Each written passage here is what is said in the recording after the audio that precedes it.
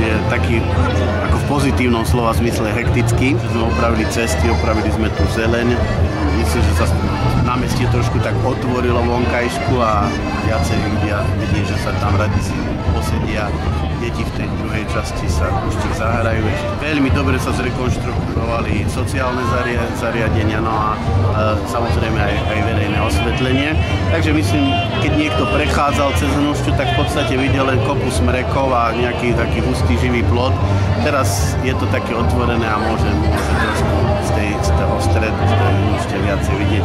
Takže som rád. No a ten ďalší projekt, takéto detské ihrisko, tiež cez Vúcku aj cez mesto sa podarilo nazbierať nejaké financie, takže sa tie tam dorobili nejaké tie preliesky pre detičky. No a vieme, čo chceme robiť.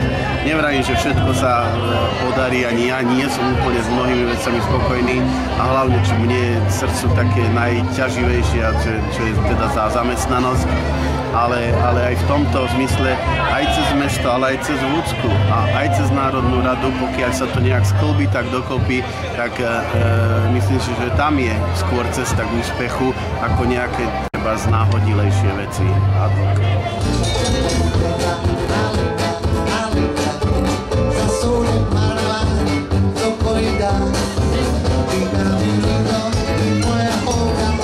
Naozaj veľmi rada, že som mohla prísť dneska do Hnušte a hodnotím to ako veľký sviatok Hnušte, pretože odovzdávalo sa krásne zrekonštruované námestie s peknými lavičkami, kde sa môžu ľudia stretnúť, porozprávať. Boli sme na detskom ihrisku, boli sme v knižnici.